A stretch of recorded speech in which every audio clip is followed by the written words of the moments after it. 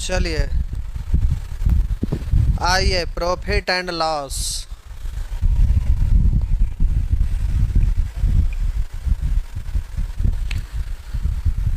तो हेडिंग देंगे profit and loss. ये प्यारे प्रॉफिट एंड लॉस, शिव जी आप बड़ा चमत्कारी डिजाइनर हैं। भला चैप्टर का नाम कहीं नहीं लिखे हैं प्रॉफिट एंड लॉस। आदमी है कि नमूने, चैप्टर का कहीं नाम ही नहीं लिखाया है प्रॉफिट एंड लॉस। देखिए बड़ा खतरनाक डिजाइनर हैं आप। ससे आप भी थंबनेल में लिखे हैं कि नहीं? हाँ गौरव, थंबनेल पर लिखे हैं कि नहीं प्रॉफिट एंड लॉस? भारी नमूने, ये दोनों भी नमूने। परसेंटेज को प्रॉफिट एंड लॉस करिए, दोनों बैठ गए हैं एक के जैसा। इधर शिव जी भी आज यही काम कर रहे हैं। चलिए तो प्यारे आप लोग हेडिंग देंगे प्रॉफिट एंड लॉस।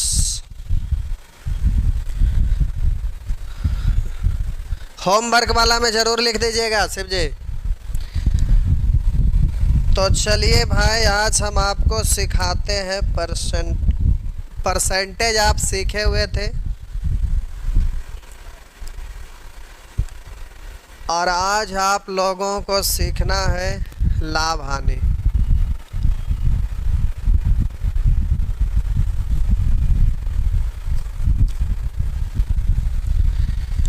ये है आपका प्रतिशत।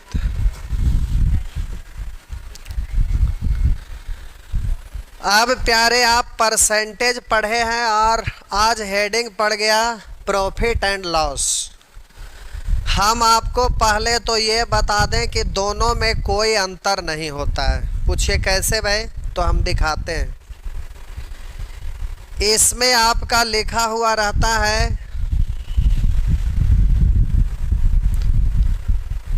मूल्यमान,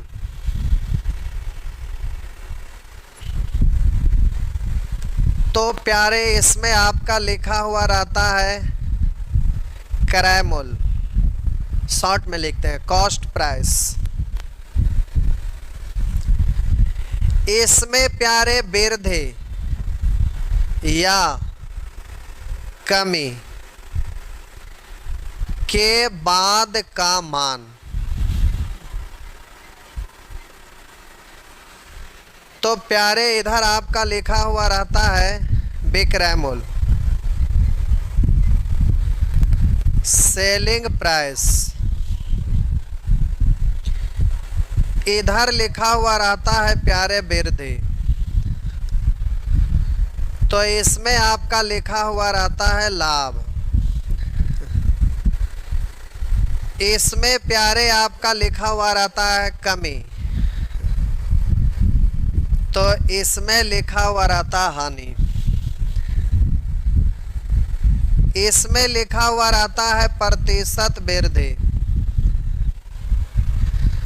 तो इसमें आपका लिखा हुआ रहता है प्रतिशत लाभ। इसमें लिखा हुआ रहता है प्रतिशत कमी, तो इसमें आपका लिखा हुआ रहता है प्रतिशत हानि। लाभ मतलब प्रॉफिट, हानि मतलब लॉस। इसमें आपका अब दोनों को आप देखकर समझ रहे होंगे कि दोनों में कोई अंतर नहीं है। जो चीज आपका प्रतिशत में है वही चीज लाभ हानि में है। इसका मतलब तो आपको समझ में आ गया कि जो परसेंटेज पढ़े हैं वही तो लाभ हानि है, केवल यहां पर शब्द आपका चेंज हो गया। मेरा मतलब कंसेप्ट में कोई चेंजिंग नहीं, कोई अंतर नहीं। और जब आप परसेंटेज पढ़ रहे होंगे तो आप ये महसूस किए होंगे कि रेशियो में जो चीज पढ़े थे वही सारा चीज इधर अप्लाई हुआ। जो आप एवरेज में पढ़े थे वही आपका परसेंटेज में भी अप्लाई हुआ। यानी परसेंटेज जब आप पढ़ रहे थे या एज प्रॉब्लम पढ़ रहे थे या पार्टनरशिप पढ़ रहे थे या जो भी आप पढ़ रहे थे, तो आप केवल और केवल इतना ही देखें कि जो रेशियो में पढ़े थे वही सारा चीज आपका यूज हुआ, और एवरेज में जो पढ़े थे वही चीज यूज हुआ। यानी पूरे कॉमर्शियल मैथ में जो आप रेशियो और एवरेज में पढ़ते हैं, रेशियो एवरेज हम इसलिए बोल रहे हैं क्योंकि रेशियो में एक मेथड है केवल तुलना करने पर आधारित। तुलना करने के लिए ढेर सारे कंडीशन होता है, टर्म कंडीशन था, उसके लिए कुछ कैलकुलेशन पार्ट्स था और कुछ आपका कंडीशन पार्ट्स था। कंडीशन में आप ये देखें कि कब अंतर समान करेंगे, कब जोगफल समान करेंगे, कब निश्चित राशि परिवर्तित करेंगे, कब रेशियो परिवर्तित करेंगे। इस तरह से आप वहां पर टर्म कंडीशन सीखे थे और वही चीज आप परसेंटेज में देखे यूज हुआ। फिर एवरेज में पढ़े थे पूरे ग्रुप, शेष ग्रुप, बैलेंस करने पर आधारित, गाय मुर्गा पर आधारित, वही सब चीज आप यूज किए परसेंटेज में और ये खत्म हुआ। उसी तरह से आप यहां पर प्रॉफिट एंड लॉस देख रहे हैं, इसमें भी पूरा कंप्लीट चीज वही होगा। जब सी आई पढ़ेंगे, एस आई पढ़ेंगे तो वो सब बहुत छोटा चैप्टर है और बहुत तुच्छ है। बड़े बड़े क्वेश्चन को बड़ा आसानी से बना दीजिएगा, कहीं कोई फर्क नहीं पड़ेगा। इतना ही नहीं, कॉमर्शियल मैथ के बाद आप डी आई पढ़िए, डी एस पढ़िए, उसके बाद नंबर सिस्टम, ज्योमेट्री, ये सब में भी सब जगह तो रेशियो ही यूज होता है। मेरा कहने का मतलब कि आप रेशियो चैप्टर पर जो भी आप मेहनत किए थे उस पर पकड़ बनाए रहिएगा। परसेंटेज में केवल इतना ही ध्यान रखना है कि उसका कैलकुलेशन कैसे रेशियो को भिन्न में बदल रहे थे या भिन्न को कैसे रेशियो में बदल रहे थे, परसेंट में बदल रहे थे, उसको केवल आप नहीं भूलिएगा। तो परसेंटेज में केवल एक ही चीज़ आपको कैलकुलेशन कैसे करते थे वो जानना था, बाकी सारा का सारा चीज़ रेशियो में सीखे हुए थे वही यूज हो रहा था। अब प्यारे यहाँ पर प्रतिशत आपका खत्म हो गया। अब लाभ हानि की बात करते हैं, जो कि ये पूरी तरह से आप अच्छे से पढ़ लिए। अब यहाँ लाभ हानि की हम बात करें तो जरा ध्यान दीजिएगा। सबसे पहला लिखा हुआ है क्रय मूल्य, कॉस्ट प्राइस।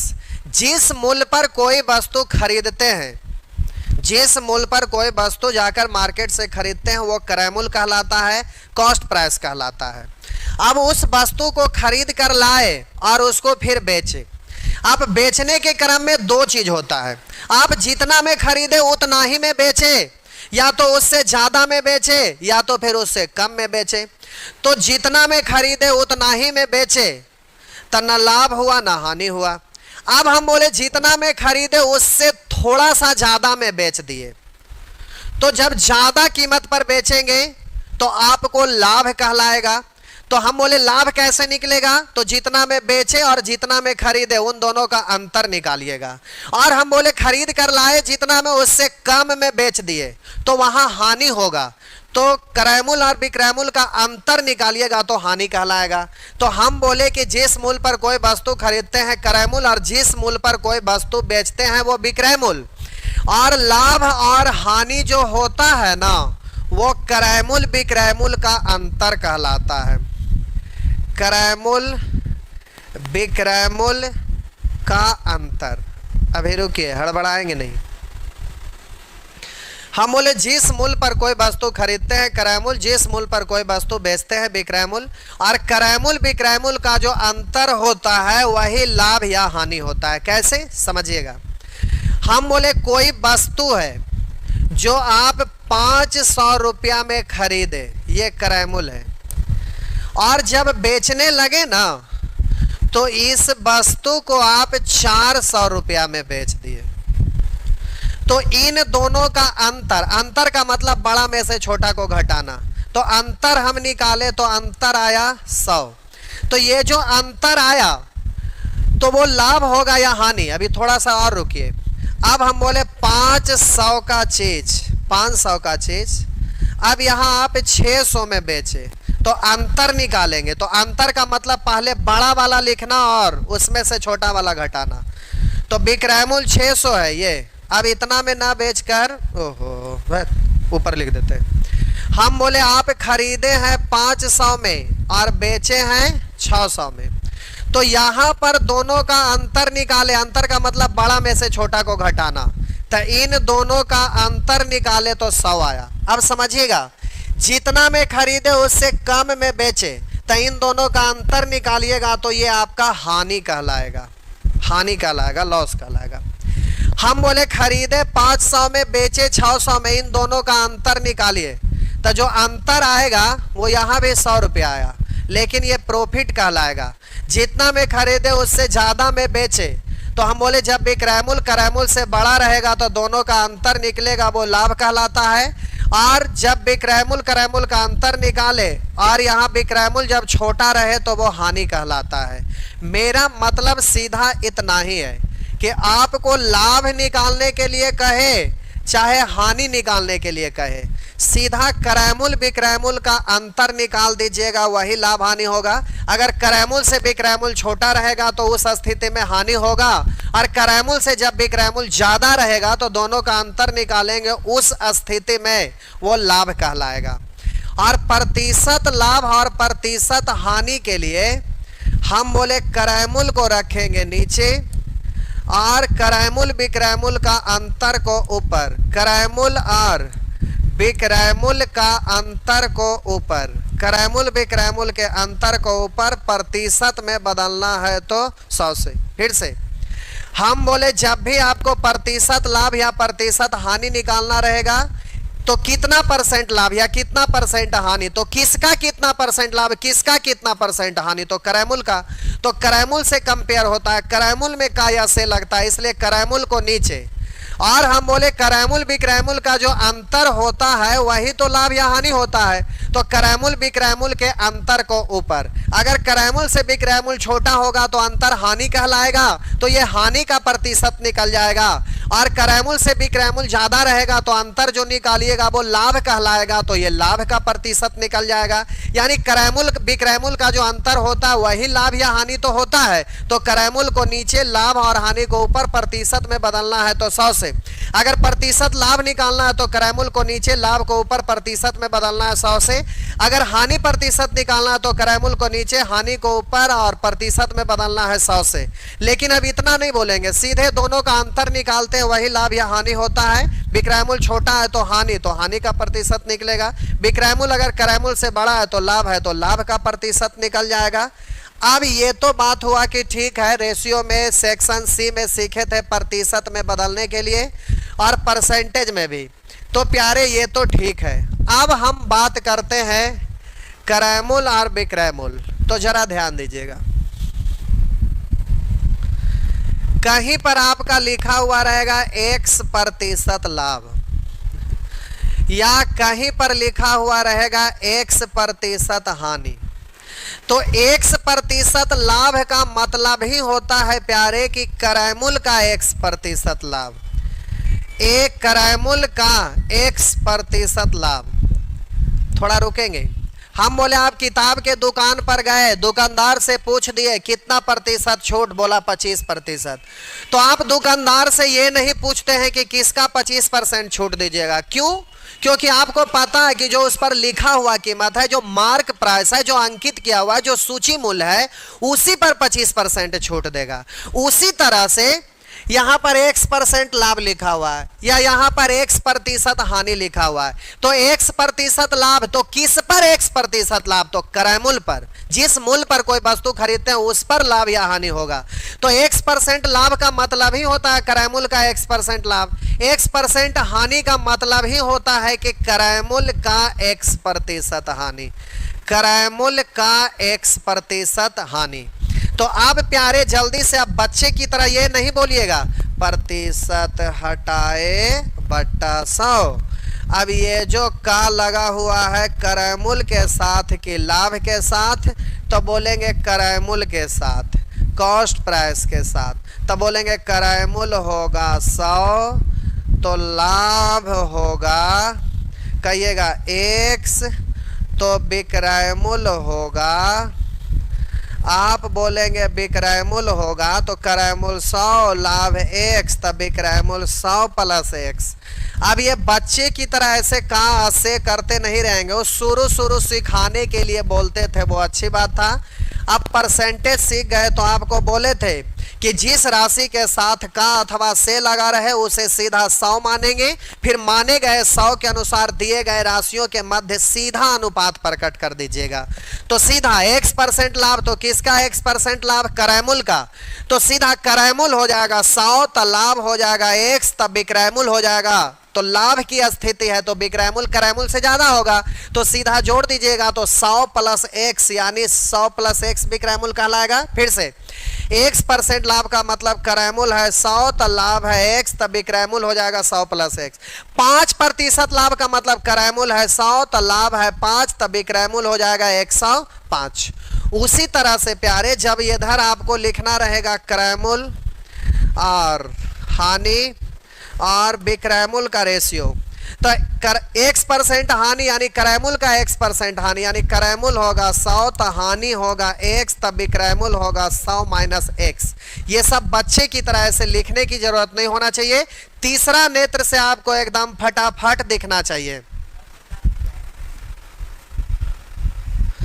तो प्यारे आपको तीसरा नेत्र से सीधा दिखाई देना चाहिए। अब लिखा रहेगा 5% हानि यानी करैमूल है 100, तो हानि है 5, तब विक्रयमूल है 95। लिखा रहेगा 15% हानि यानी करैमूल है 100, तो हानि है 15, तो विक्रयमूल हो जाएगा 85। एकदम फास्ट बोलिएगा। चलिए अब क्वेश्चन पे आ जाइए, ये तो आप समझ गए। प्रतिशत में बदलना रहे तो सीधा करैमूल को नीचे, करैमूल विक्रयमूल के अंतर को ऊपर। जो अंतर निकालते हैं वही तो हानि होता है और वही तो आपका लाभ होता है। तो करैमूल को नीचे, लाभ अंतर निकालेंगे तो वो हानि होगा या तो लाभ होगा। प्रतिशत में बदलना है 100 से, लेकिन अब ये बच्चे की तरह गुना करते नहीं रहेगा, यहीं पे रफा दफा कर दीजिएगा। यहाँ भी आपको गुना बच्चे की तरह करते नहीं रहना है, जो फ्रैक्शन है उसी को देखकर रफा दफा कर दीजिएगा। अब करैमूल का रेशियो रहेगा 4 और लाभ का रेशियो रहेगा 1, तब बोलिएगा 1/4 का मतलब सीधा 25% लाभ। अब ऐसे नहीं कहा 100 4 से कट गया 25, तो अच्छा आंसर हो गया ना 25%, ऐसे नहीं बोलना है, सीधे 1/4 यानी 25%। ये आपको तीसरा नेत्र से दिखना चाहिए। चलिए अब जल्दी से क्वेश्चन पर आते हैं और एकदम फटाफट आगे बढ़ते हैं। तो प्यारे ये है आपका क्वेश्चन। अब इसमें आपको कुछ करना नहीं है, केवल उड़ाना है। अब सीखना तो कुछ है नहीं, सीखा हुआ परसेंटेज में है, रेशियो में है, एवरेज में है। बस अब सीधा एकदम फटाफट आपको स्पीड में करना है। चलिए शुरू हो जाइए। किसी कुर्सी का विक्रयमूल्य 1386 है। करा किसी कुर्सी का विक्रयमूल्य 1386 है यदि हानि प्रतिशत 23% है। इसका मतलब करैमूल है 100, तो हानि है 23, तो बोलिएगा विक्रयमूल हो जाएगा। तो 100 में से 23 घटा दीजिएगा। अगर 20 घटाते तो 80, 23 घटाते तो 77। अब सीधा यहाँ पर विक्रयमूल का तुलना विक्रयमूल से निकालना है करैमूल, तो जल्दी से 100 से गुना कर दीजिएगा। हानि निकालना होता तो 23 से गुना कर देते। चलिए काम खत्म। नेक्स्ट लिखा है एक वस्तु 6800 रुपया में बेचने पर, लिखा है एक वस्तु 6800 रुपया में बेचने पर 75% की हानि होती है। करा 75% की हानि यानी करैमूल है 100, हानि है 75, तब विक्रयमूल होगा 25। अब निकालना है जिसको गुना करिएगा, तो कह रहा है इस वस्तु की लागत कीमत यानी करैमूल यानी कॉस्ट प्राइस। तो अब जल्दी से तो जल्दी से काट दीजिए 25 4, तो हो जाएगा 0 0 4 8 32 के 2 हासिल 3 4 6 24 24 और 3 27, तो 27,200। तो नन ऑफ दिस हो जाएंगे। इस तरह से जल्दी से एकदम फटाफट आंसर बोल दीजिएगा। चलिए आगे।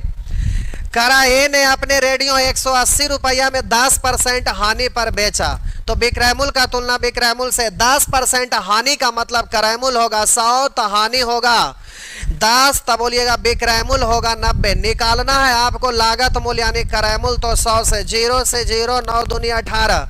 कहिएगा कि सर ऐसे ही करेंगे क्या, वहां पर हम फ्रैक्शन में नहीं ले सकते? ले सकते, आपकी मर्जी है।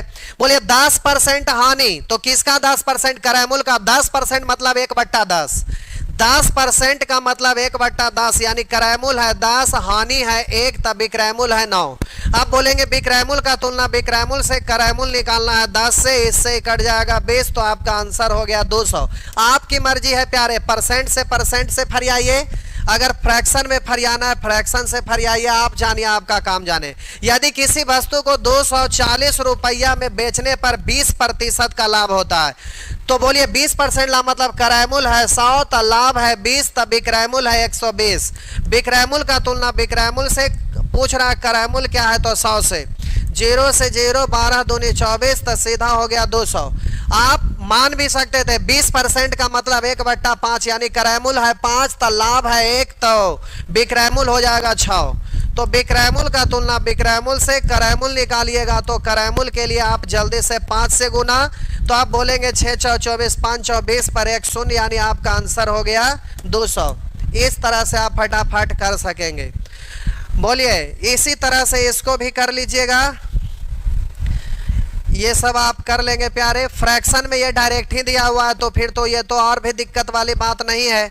सीधा एक व्यक्ति किसी वस्तु को 161 रुपया में बेचकर अपनी लागत के 1/6 भाग लाभ के रूप में पाता है। लागत मूल्य है 6, तो लाभ है 1, तो बोलिएगा विक्रय मूल्य हो जाएगा 7। तो विक्रय मूल्य का तुलना विक्रय मूल्य से निकालना है लागत मूल्य, तो जल्दी से 6 से गुना, 7 दूनी 14, तो 2 बचा तो 21, तो 7 तिया 21।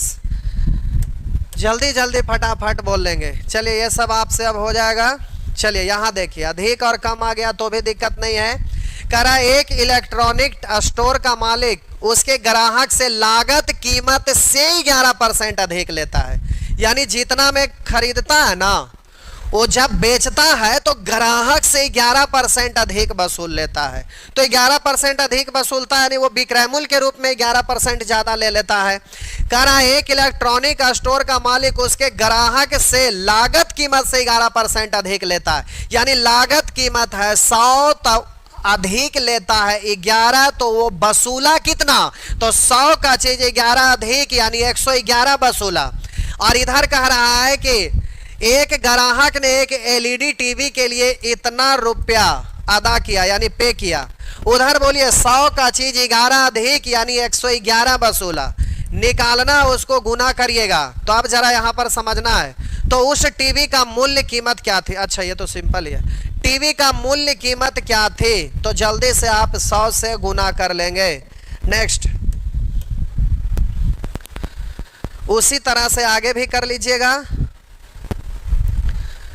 कह रहा एक व्यक्ति 1400 रुपया में एक साइकिल खरीदते हुए उसको 15% के नुकसान पर बेच देता है। कह रहा एक व्यक्ति 1400 रुपया में एक साइकिल खरीदते हुए उसको 15% के नुकसान पर बेच देता है। तो कह रहा साइकिल का विक्रय मूल्य क्या है, तो 1400 रुपया में एक साइकिल खरीदता है, तो खरीद मूल्य का तुलना खरीद मूल्य से, यानी 100 से 15% नुकसान पर बेच देता है, तो 15% नुकसान पर, यानी जल्दी से 85 से गुना कर दीजिएगा। तो अब ये सब आपसे बन जाएगा, फटाफट बना दीजिएगा। 6.25%, 6.25% का मतलब होता है प्यारे, 6.25% का मतलब आपको पता है कि 6.25% का मतलब 1/24, ये 1/16। तो अब जल्दी से 1/16, तो 6.25% का मतलब 1/16, क्रय मूल्य है 16, तो अब बोलिएगा लाभ है 1, तो विक्रय मूल्य हो जाएगा 17। तो अब जो दिया हुआ उसका तुलना उससे निकालना, उसको गुना। तो एक वस्तु की लागत कीमत 480 है, और यहाँ 6.25% का मतलब 1/16, यानी क्रय मूल्य है 16, तो लाभ है 1, तो विक्रय मूल्य हो जाएगा 17। तो अब जल्दी से बोलेंगे 16 48, तो 17 51, तो आपका आंसर हो गया 510। इस तरह से आप जल्दी जल्दी बोल लीजिएगा। फ्रैक्शन के रूप में ये भी आया हुआ 12.5% का मतलब 1/8, उससे आपको डरना नहीं है। चलिए थोड़ा सा आगे बढ़ते हैं। इस तरह से प्यारे आप जल्दी जल्दी कर दीजिएगा, कोई दिक्कत नहीं है। आइए टाइप 2। टाइप 2 भी वही चीज़ है, क्योंकि ये सेक्शन ए है, तो सेक्शन ए में डायरेक्ट तुलना करने से रिलेटेड है। अब यहाँ पर जरा ध्यान देते हुए धीरे धीरे आगे बढ़ते रहेंगे। हड़बड़ाना नहीं है, हड़बड़ाएंगे तो गड़बड़ाएगा, लेकिन नहीं हड़बड़ाएंगे तो बड़ा आराम से बनेगा। ये आपका क्वेश्चन है टाइप 2, जरा ध्यान देंगे। लिखा है यदि कोई स्टॉल 200 रुपया में पिज्ज़ा बेचता है, 200 रुपया में पिज्ज़ा बेचता है, आप लोग भी खूब पिज्ज़ा खाते हैं, घर से बेचारा गार्जियन कितना मुश्किल से पैसा देते हैं और आप लोग झूठ मूठ का पिज्ज़ा खरीदने में पैसा बर्बाद करते हैं। जितना रुपया में पिज्ज़ा खरीदते हैं उतना रुपया में तो कितना अच्छा अच्छा चीज़ बन जाएगा। तो पिज्ज़ा में कुछ रहता नहीं है, लेकिन आप लोग को पिज्ज़ा ही पसंद होता है क्योंकि कॉस्टली होता है। करा यदि कोई स्टॉल 200 रुपया में पिज्ज़ा बेचता है तो उसे 20% का नुकसान होता है। अगर वह 10% लाभ अर्जित करना चाहता है तो उसे किस मूल्य में बेचना चाहिए? तो एक तो हुआ कि आराम से बच्चे की तरह बनाना, एक है उड़ाना। तो दोनों में अंतर है, पहले दोनों चीज़ को हम समझाते हैं, समझिएगा। यदि कोई स्टॉल 200 रुपया में पिज्ज़ा बेचता है तो ये आपका विक्रय मूल्य है, तो कह रहा है उसे 20% का नुकसान होता है, यानी क्रय मूल्य है 100, तब बोलिएगा 20% नुकसान का मतलब विक्रय मूल्य आपका हो जाएगा 80। क्रय मूल्य है 100, विक्रय मूल्य 80। अगर वह 10% लाभ अर्जित करना चाहता तो बोलिएगा नया वाला विक्रय मूल्य आपका न्यू विक्रय मूल्य। तो ध्यान दीजिएगा 10% लाभ अर्जित करना चाहेगा तो नया विक्रय मूल्य 110। अब कह रहा है उसे किस मूल्य में बेचना चाहिए? 10% लाभ अर्जित करना चाहता है तो किस मूल्य पर बेचना चाहिए? तब बोलिए 200 रुपया में बेचा कब? जब 20 हानि हुआ तब, यानी 80। आपको निकालना है किस मूल्य पर बेचना चाहिए तो 10% लाभ हो, यानी 110 से गुना। अब बच्चे की तरह ऐसे रेशियो लिखते नहीं रहिएगा। अब ऐसे रेशियो लिखेंगे तो आपको यहाँ पर समय लगेगा। तो अब सीधा 25 दाएं 250, एक बार और 25 यानी 275। आप रेशियो लिखने के चक्कर में नहीं रहेंगे, डायरेक्ट देखिए कैसे बोलिएगा, एकदम सिंपल है, जैसे कर रहे थे वही करेंगे। करा यदि कोई स्टॉल 200 रुपया में पिज्जा बेचता है तो 20% का नुकसान होता है, यानी क्रय मूल्य है 100 तो हानि हुआ 20, तब विक्रय मूल्य होगा 80। क्रय मूल्य पूछेगा 100 से, अगर हानि पूछेगा 20 से, लेकिन ना क्रय मूल्य पूछ रहा है ना हानि पूछ रहा है, बल्कि पूछ रहा है कुछ और। अगर वो 10% लाभ अर्जित करना चाहे तो किस मूल्य पर बेचना चाहिए? तो 10% लाभ पर विक्रय मूल्य, तो सीधा बोलेंगे 110, यानी क्रय मूल्य 100 तो लाभ 10, तब विक्रय मूल्य 110। अब प्यारे यहाँ जल्दी से काट देंगे 25 8 200, तो आपका सीधा वही आंसर आ जाएगा। तो इस तरह से आप जल्दी से कर सकेंगे। चलिए आगे बढ़ते हैं। करा यदि कोई विक्रेता 14 रुपया 40 पैसा में नारियल बेचता है तो उसे 10% का नुकसान होता है। तो 10% नुकसान का मतलब विक्रय मूल्य 90। यदि वह 25% लाभ कमाना चाहे तो उसे किस मूल्य पर नारियल बेचने होंगे? किस मूल्य पर? तो 10% लाभ पर, यानी 110। दशमलव हटाएंगे 1 शून्य, यानी इधर आपका हो जाएगा। अब बोलिए 16 9 44 से, अब यहाँ बट्टा में 10 बचा हुआ है तो सीधे 11 6 66 के 6 हासिल 6, 11 का 11, 11 और 6, तो 11 और 6 17। अब एक अंक के बाद दशमलव, लगभग में आपका ऑप्शन दिया हुआ है तो 17.6 है। तो अब जल्दी से, अब यहाँ पर समस्या ये है कि यहाँ नज़दीकी मामला आया हुआ है। तो नज़दीकी मामला आया हुआ है तो आंसर अब 16 देना है कि 18 देना है? तो बोलिए 16 से 17 और 1 रुपया 60 पैसा ज़्यादा, जबकि यहाँ पर इससे 40 पैसा कम, तो 18 आप दे दीजिएगा। एक बार फिर से करा यदि कोई विक्रेता 14 रुपया 40 पैसा में नारियल बेचता है तो 10% का नुकसान होता है। 10% का मतलब जरा ध्यान दीजिएगा, क्रय मूल्य है 100 तो हानि है 10, तब विक्रय मूल्य हो जाएगा 90। हानि है तो विक्रय मूल्य हो जाएगा आपका 90। तो जल्दी से विक्रय मूल्य का तुलना विक्रय मूल्य से क्रय मूल्य निकालिएगा 100 से, लेकिन क्रय मूल्य नहीं पूछ रहा। यदि वह 25% लाभ कमाना चाहता है तो उसे किस कीमत पर नारियल को बेचना होगा? तो 25% लाभ है। ओहो, यही लगता है गड़बड़ की लिख दिए थे। 25% लाभ पर कमाना चाहता है 125। ओ, यही गड़बड़ लगता है लिख दिए थे, कोई बात नहीं। 25 4 25 5, अब जल्दी से काटिएगा। 9 से काटेंगे 16, 4 से काटेंगे 4, तो 5 20। वो यहाँ पे उस समय मिस्टेक कुछ लिखा गया था, वही लगभग में आने लगा था, कोई बात नहीं। चलिए, ये लगभग नहीं आ रहा है, पूरे आ रहा है। कभी कभी आपका एग्जाम में लगभग रहता है, तो जल्दी से आप आंसर देंगे 20। यहाँ पर कुछ मिस्टेक लिखा गया था, आप देखे होंगे, ध्यान दिए होंगे। अच्छा, कमेंट में आप लोग लिखे हुए हैं, चलिए कोई बात नहीं। टेस्टिंग इसीलिए कर दिए कि लगा कि वहाँ लगभग में ही आ रहा है कि कुछ मिस्टेक हुआ, इसीलिए दोबारा रीमार दिए। चलिए ठीक है, आगे आइए। कह रहा एक वस्तु को 18,450 रुपया में बेचने पर एक व्यक्ति को 50% की हानि होती है। तो विक्रय मूल्य का तुलना विक्रय मूल्य से 50% हानि का मतलब क्रय मूल्य है 100, हानि 50, तब विक्रय मूल्य है 50। अब करा 50% का लाभ प्राप्त करने के लिए उस वस्तु को किस कीमत पर बेचना चाहिए? तो 50% लाभ पर विक्रय मूल्य 150। तो अब जल्दी से आप काट सकते हैं और गुना कर सकते हैं। तो चलिए 3 से गुना करिए, लास्ट में एक शून्य बैठा लीजिएगा। अब ये सब होगा। करामित एक बांस 15% की हानि पर इतना रुपया में बेचता है। 15% लाभ पाने के लिए बांस को किस कीमत पर बेचना चाहिए? वही है, सब कर लीजिएगा।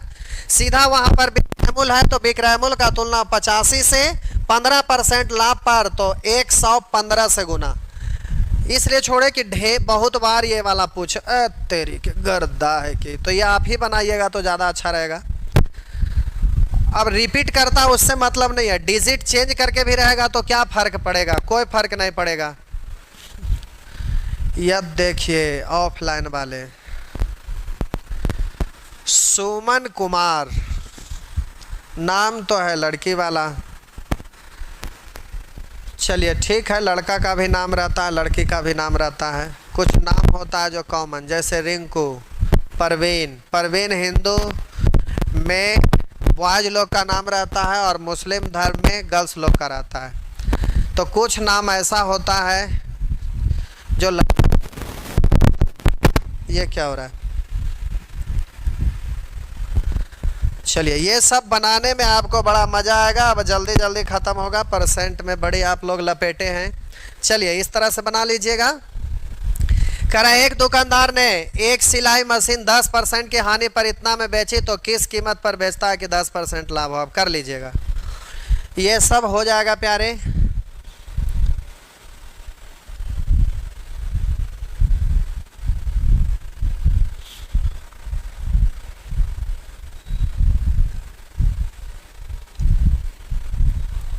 चलिए आइए यहाँ टाइप 3,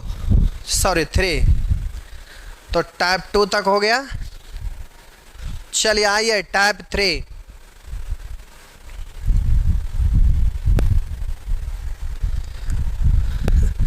करा सुमन ने एक वस्तु 72,000 रुपया में खरीदी एवं 27% के हानि पर बेच दी।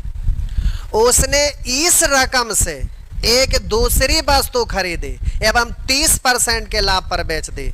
समग्र लाभ या हानि क्या है? तो प्यारे पिछला वाला टाइप 2 जैसा ही ये क्वेश्चन देखने में लग रहा है, लेकिन हकीकत वो नहीं है। यहाँ हकीकत कुछ और है।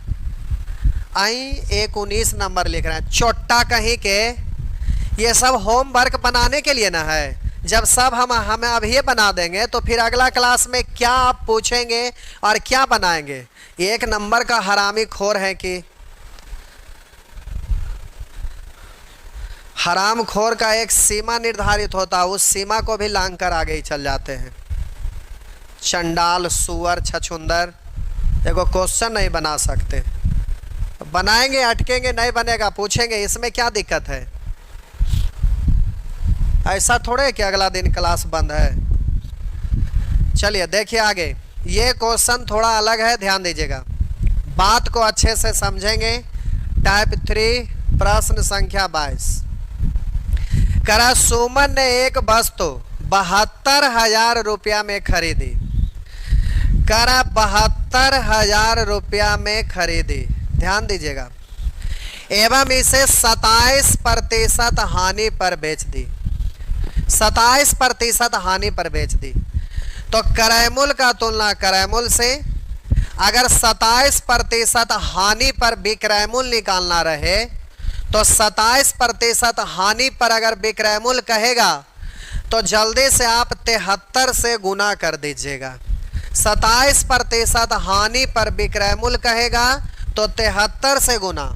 अगर 27% हानि पर हानि की राशि पूछेगा तो आप 27 से गुना करते, लेकिन यहां पर ना तो हानि पूछा जा रहा है और ना 27% हानि पर विक्रय मूल्य, इसलिए 73 से भी नहीं करेंगे। लेकिन अब यहां पर आप डिसमिस कैसे करेंगे जो समझिए। उसने इस रकम से एक दूसरी वस्तु खरीदी एवं 30% लाभ पर बेच दी, तो समग्र लाभ या हानि क्या होगा? तो आप जरा ध्यान दीजिएगा, समग्र लाभ या हानि, तो आप कहेंगे 30% लाभ पर तो लाभ 30 से गुना, तो ऐसे नहीं होगा। यहां पर अब आपको समझना है, थोड़ा सा क्वेश्चन है जो घुमा दिया है। अब ये घुमा हुआ है तो इस सेंटेंस को आपको समझना है अच्छे से।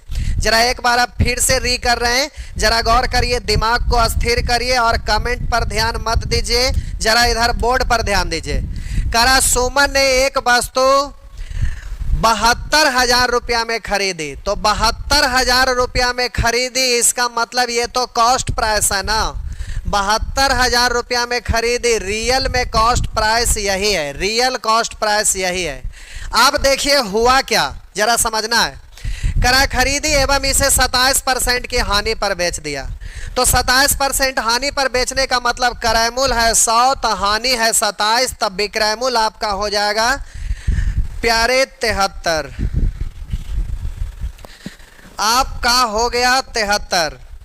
अब यहां पर ये आपका विक्रय मूल्य निकल गया, लेकिन अब ये जो विक्रय मूल्य है ये चमत्कारी विक्रय मूल्य, कहिएगा ऐसा क्यों बोल रहे हैं चमत्कारी? कुछ अब देखिए हुआ क्या जो समझिए। सुमन ने एक वस्तु 72,000 रुपया में खरीदी एवं इसे 27% की हानि पर बेच दिया, तो क्रय मूल्य का तुलना क्रय मूल्य से 27% हानि पर विक्रय मूल्य, तो ये हो गया 73, इतना में बेच दिया। तो खरीदा था 72,000 में और खरीद के सामान ले आया, अब उसको पसंद नहीं आया, 2 दिन 4 दिन 5 दिन यूज किया, फिर सोचा बेकार है, ये फायदे का चीज नहीं, अच्छा नहीं लग रहा है, तो सोचा कि चलो अब घाटे से आके बेच देते हैं, जितना में लाए हैं उतना में भी कोई नहीं ले रहा था, तो सोचा गया चलो घाटे पर बेच देते हैं, तो घाटा पर यानी 73 में बेच दिया। अब 73 में बेचा है तो अब उस व्यक्ति के पॉकेट में मात्र इतना ही रुपया है जितना ये दिख रहा है। अब इससे क्या कर रहा है जो समझिए। करा उसने इस रकम से एक दूसरी वस्तु खरीदी, इस रकम से दूसरी वस्तु खरीदी, यानी दूसरी वस्तु के लिए ये तो क्रय मूल्य ही कहलाएगा ना। हम बोले शुरू में वो खरीदा था 72,000 में खरीद के लाया, यूज किया, अब अच्छा नहीं लगा तो उसको बेचा तो मात्र इतना ही रुपया प्राप्त हुआ, अभी उसके पॉकेट में इतना ही रुपया है। अब ये वाला रुपया लेकर फिर से मार्केट में गया और वहां पर करा उसने इस रकम से एक दूसरी वस्तु खरीदी, तो जो दूसरा वस्तु खरीदा वो इसी पैसे से खरीदा, यानी दूसरी वस्तु के लिए ये खरीद मूल्य कहलाएगा। तो ये खरीद मूल्य का तुलना अब खरीद मूल्य से, तो 30% के लाभ पर बेच दे, समग्र लाभ या हानि क्या होगा? तब बोलिए ये खरीद मूल्य का तुलना खरीद मूल्य से यानी 100 से, 30% लाभ पर विक्रय मूल्य तो 130। अब ध्यान दीजिएगा, रियल क्रय मूल्य ये था, पापा इतना ही पैसा दिए थे, पहले वो खरीदा, पसंद नहीं आया तो बेचा, फिर उससे जाके खरीदा और फिर बेचा, तो लास्ट में उसके पॉकेट में इतना रुपया भी जमा है। तब बोलेंगे 2 शून्य से 2 शून्य और इधर 2 शून्य से इधर 2 शून्य। अब ये आप इसको गुना कर देंगे तो कंप्लीट विक्रय मूल्य आएगा, तो ये आपका कंप्लीट क्रय मूल्य और ये आपका कंप्लीट विक्रय मूल्य, इन दोनों का अंतर निकालेंगे। तो अब इसको सॉल्व करके देखेंगे, अगर इससे ये वाला डिजिट अगर बड़ा रहेगा, इस क्रय मूल्य से ये डिजिट बड़ा रहेगा, तो हम बोलेंगे कि लाभ होगा। अगर इससे ये कम रहेगा गुना करने पर, तो हम बोलेंगे कि हानि होगा। अब इन दोनों का अंतर निकालेंगे, तो अगर ये कम रहेगा तो वो उतना ही रुपया का हानि, अगर इससे ये ज्यादा रहेगा तो उतना ही रुपये का लाभ। तो वही कह रहा समग्र लाभ या हानि क्या है, तो कह रहा इतना रुपया की हानि, इतना रुपया का लाभ। तो हम बोले इसको सॉल्व कर लीजिएगा, और इस डिजिट से ये वाला बड़ा रहेगा तो लाभ, और इससे ये जितना ज्यादा रहेगा उतना ही लाभ, अगर इससे ये कम रहेगा तो उतना ही हानि। इस तरह से सॉल्व करके आप आंसर निकाल लीजिएगा, केवल गुना करना है। गुना करने के लिए प्यारे आप लोग को हम नहीं सिखाएं, एक रूल होता है मारपीट का रूल। अगर मारपीट का रूल अगर सीखे रहेंगे तो यहाँ गुना करने के लिए बच्चे की तरह से अलग से ऐसे, जैसे यहाँ ये लिखा था 73 72, तो अब 72 और 73 को गुना करना रहेगा। तो यहां हम मार पीट का एक रूल सिखाते हैं, उस रूल के द्वारा ये बड़ी जल्दी गुना हो जाता है। स्क्रीन पर ऐसे ही लिखा हुआ है, ऐसे गुना करिएगा तो आप क्या करेंगे, ऊपर 72 नीचे 73, अब इसको गुना करिएगा तो फिर समय लग जाता है, जबकि वहां पर डायरेक्ट ही मारपीट का रूल से गुना हो जाता है। और रूल अभी नहीं सिखाए हैं मारपीट का, इसीलिए हम गुना नहीं किया, आप गुना करके घटा लीजिएगा। चलिए आगे बढ़ते हैं। बुक लेने के लिए, बेचारा बुक लेने के लिए आ रहे हैं यहां तक, ठीक है। देखिए ये भी वही क्वेश्चन है, चलिए इसको भी बनाते हैं, इसको भी बना दूं। अब आप सीख गए तो कर लीजिएगा, हालांकि बना देते हैं। रीटा ने एक वस्तु करा 6500 रुपया में खरीदी और 20% घाटा सहित बेच दी, तो खरीद मूल्य का तुलना खरीद मूल्य से 20% घाटा पर यानी 80 में बेच दी। अब आगे कह रहा है कि इस राशि से उसने दूसरी एक वस्तु खरीदी, तो ये बेचा है लेकिन इसी पैसा से खरीद रहा है, तो अब ये क्रय मूल्य कहलाएगा। और 25% लाभ सहित बेची, तो अब खरीद मूल्य का तुलना खरीद मूल्य से 25% लाभ पर विक्रय मूल्य 125। अगर फ्रैक्शन से आप करते तो प्यारे फ्रैक्शन से भी कर सकते थे। 20% का मतलब 1/5, यानी क्रय मूल्य है 5 तो हानि है 1, तब विक्रय मूल्य होगा 4। और आप बोलेंगे कि इस पैसे से खरीद कर और कह रहा है कि दूसरी वस्तु खरीदा और 25% लाभ सहित बेच दी, तो 25% का मतलब क्रय मूल्य होगा आपका 25% लाभ का मतलब जरा ध्यान दीजिएगा, क्रय मूल्य होगा आपका 4, लाभ होगा 1, क्रय मूल्य होगा आपका 4, लाभ होगा 1, तो विक्रय मूल्य हो जाएगा 5। इस तरह से जल्दी से अब ये आपका विक्रय मूल्य निकल गया। तो पूछ रहा है कुल लाभ या हानि, तो देखिए इसी को सॉल्व करते हैं, इसको करिए या इसको करिए, बात बराबर है। देख लीजिए 20 पंचे या 20 चौ, 25 पंचे या 25 चौ, देखिए ऐसा ही कुछ दिख रहा है, तो इसको सॉल्व करिए या इसको, बात बराबर है, कोई दिक्कत नहीं है।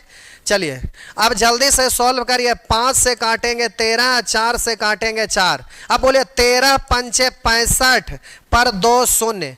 अब बोलिए लास्ट में खरीद कर बेचा तो 6500 रुपया प्राप्त हुआ, और शुरू में भी पापा दिए थे 6500 रुपया, जा बेटा खरीद ला। अब खरीदा, अच्छा नहीं लगा, फिर बेचा, फिर खरीदा, फिर बेचा, तोरी के क्या हो रहा है। तब बोलिए 6500 रुपया मिला था और लास्ट में भी पॉकेट में 6500 आ गया, तब ना लाभ हुआ ना हानि।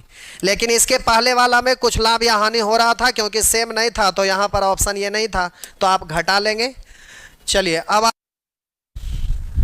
आइए टाइप 4, टाइम बच रहा ना, एक लिख रहे हैं, रहने दीजिए, अच्छा बन जाएगा जो, ठीक है प्यारे, अच्छी बात है।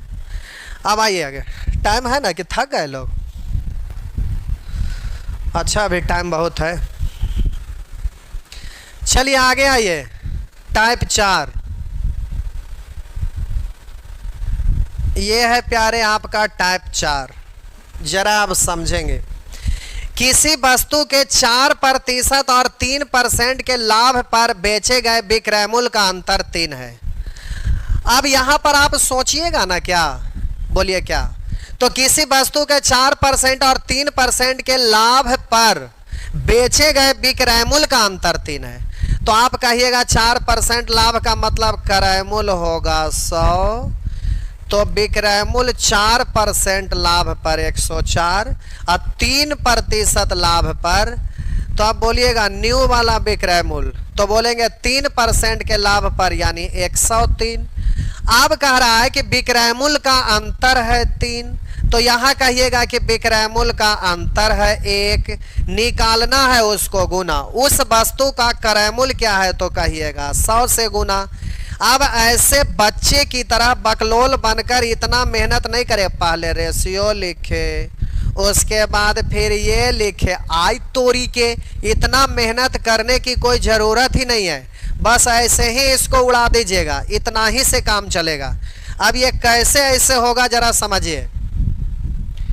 अब जरा आप समझेंगे, एक पॉइंट हम बोल रहे हैं, जरा गौर करेंगे। कोई व्यक्ति है जो 500 रुपया में 2 वस्तु खरीदता है, कोई व्यक्ति 500 रुपया में दो वस्तु खरीदता है 500 रुपया में, जिसमें से कोई व्यक्ति है जो दो वस्तु खरीदता है जिसमें से प्रत्येक का कीमत है 500 रुपया।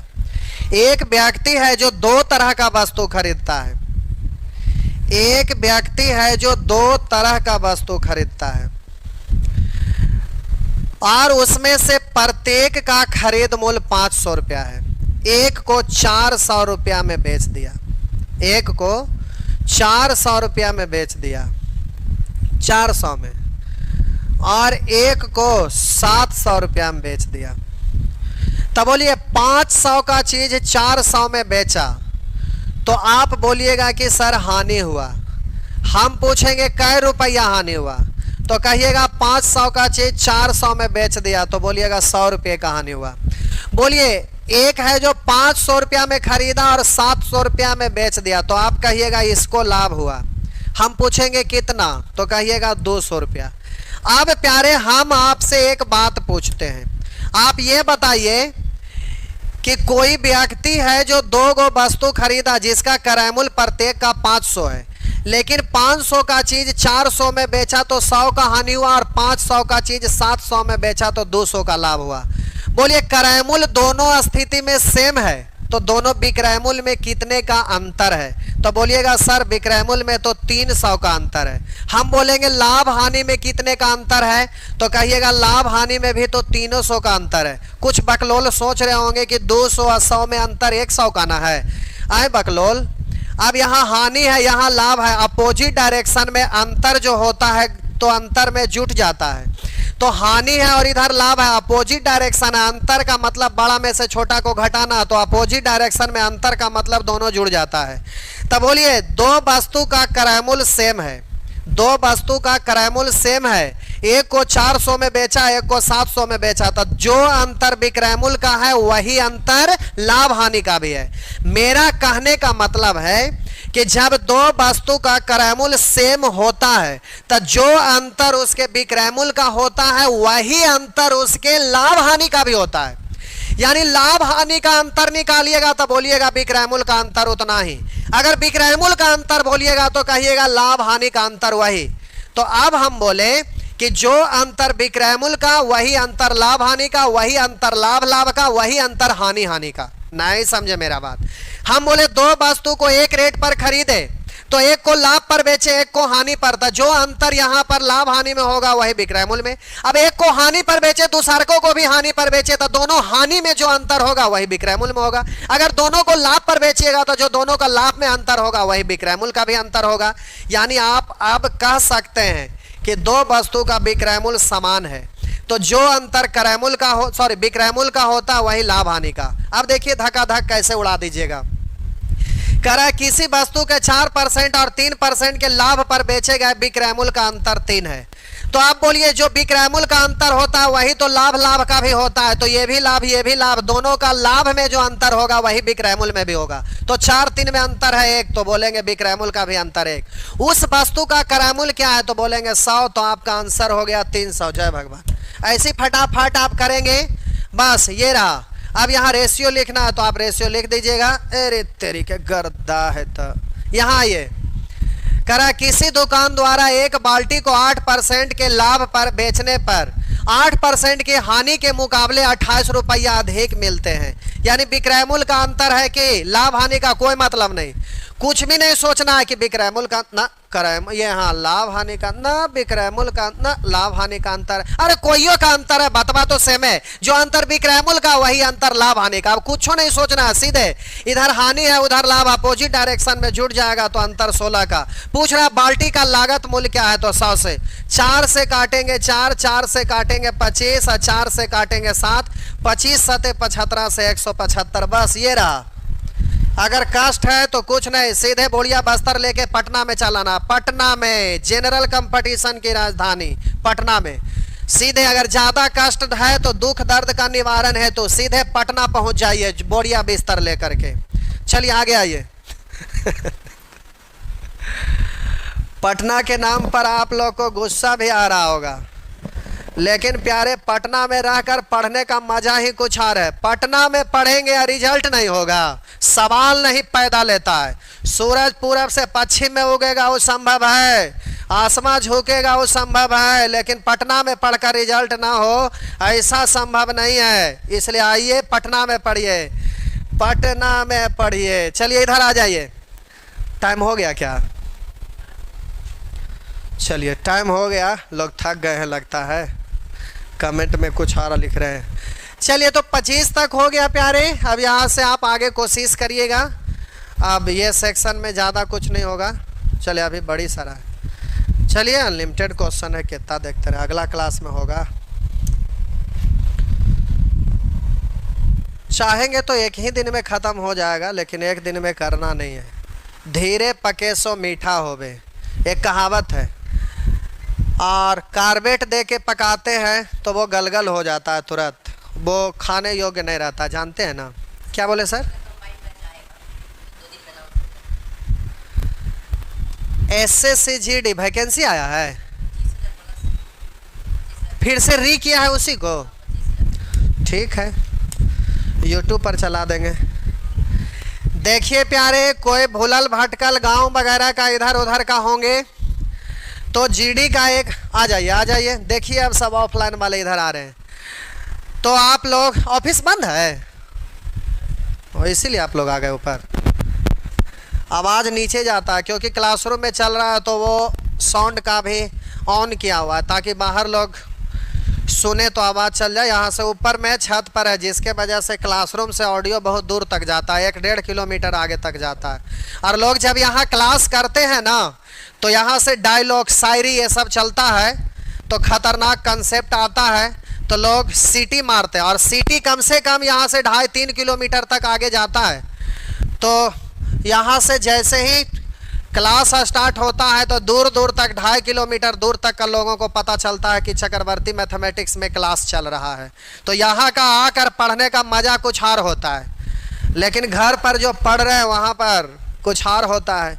यहाँ नींद वगैरह जिनको आता है वो भी भाग जाता है। तो यहाँ हमारा एक शायरी रहता है, डायलॉग रहता है, क्या को बोल कर देखते हैं। झुके पलकों को उठा के न रख दूं, झुके पलकों को उठा के न रख दूं, और सोए विद्यार्थियों को जगा के न रख दूं, तो फिर मेरा नाम चक्रवर्तिया नहीं कि हर विद्यार्थियों को सफल बना के न रख दूं।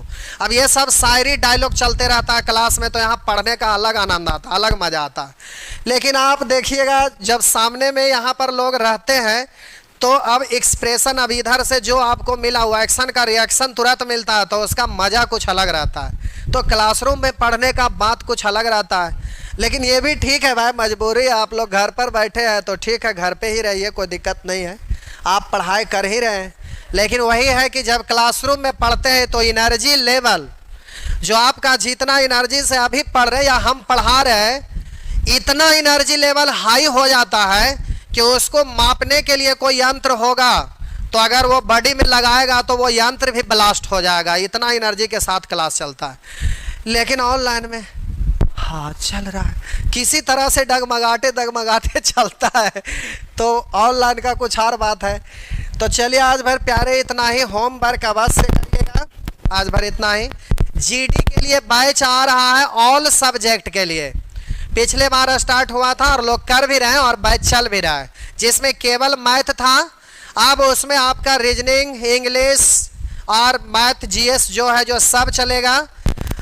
और साथ ही साथ रीजनिंग का जो भी क्लास, आप में से बहुत सारे लोग हैं कि ग्रुप डी का भी तैयारी एग्जाम देने के लिए लोग कर रहे थे, तो अभी पजल सेक्शन चल रहा था, जिसके वजह से रीजनिंग लोग पढ़ नहीं पा रहे थे कि इतना हाई लेवल का अभी पूछेगा नहीं। तो आज शाम 6 बजे से आपका रीजनिंग जो बैच था वो पजल सेक्शन अभी 1-1 महीना और चलेगा, लेकिन उसको रोक दिया गया है क्योंकि आगे वैकेंसी है, तो पजल को रोका गया है। और आज से वो टॉपिक स्टार्ट होगा जो एसएससी रेलवे के लिए कॉमन हो, मतलब छोटा छोटा चैप्टर हो, जैसे मैथमेटिकल रीजनिंग या तो अल्फाबेटिकल रीजनिंग, जैसे छोटा छोटा चीज, अब डायरेक्शन है, रैंकिंग है, डाइस है, क्यू एंड क्यूबाइड है, क्लॉक है, कैलेंडर है, अल्फाबेट है, ये सब चीज। तो अब ये छोटा छोटा चीज चलेगा। तो जो भी आप में से भाग लेने के लिए सोच रहे होंगे ग्रुप डी के लिए, वो रीजनिंग आपका सभी लोग को जो पहले से परचेज किए हुए थे मैथ, उनको सारे सब्जेक्ट में जोड़ा गया था। तो वो लोग अब रीजनिंग का क्लास करेंगे। जो भी ग्रुप डी का एग्जाम दे रहे होंगे या एसएससी का दे रहे होंगे, उन लोगों के लिए अब रीजनिंग आज शाम में 6 बजे से स्टार्ट होगा। तो आज से रीजनिंग का क्लास आप कर सकते हैं, लेकिन थोड़ा सा अंतर यही रहेगा कि लेवल स्टैंडर्ड तक ही जाएगा। मतलब ठीक है कि आपका छोटा छोटा एग्जाम में आएगा, लेकिन लेवल को मेंटेन करते हुए, एकदम जीरो लेवल का चीज नहीं रहेगा, क्योंकि जीरो लेवल का चीज तो लोग पढ़ाते हैं या सब जगह चलता है। उससे स्टैंडर्ड मेंटेन करते हुए कि एग्जाम में क्वेश्चन घुमा के भी पूछे तो बन जाएगा। लेकिन ये ध्यान में रखते हुए चलेगा कि एसएससी रेलवे का आगे एग्जाम आ रहा है, तो उसमें आपको काम आ जाए। तो जो लोग डर गए थे, बहुत सारे लोग पजल पढ़ रहे थे, तो उन लोगों को लग रहा था और लोग फोन भी कर रहे थे कि सर हम लोग ग्रुप डी वाले हैं, इतना डीप में पढ़ाएंगे, ऐसा ऐसा क्वेश्चन रहेगा, इतना खतरनाक खतरनाक, इतना बड़ा बड़ा, ऐसा क्वेश्चन तो आज तक देखो नहीं किए जितना बड़ा बड़ा बता रहे हैं। तो इतना बड़ा क्वेश्चन पढ़ के हम क्या करेंगे? तो ये सब बैंक का था, एमबीए का था, कैट मैट ये सब में पूछता है, तो उसके लिए था। लेकिन अब एसएससी और ग्रुप डी ये सब को ध्यान में रख के चलाया जाएगा। तो जिनको भी रीजनिंग करना है वो शाम में 6 बजे से क्लास कर लीजिएगा। चलिए आज भर इतना ही।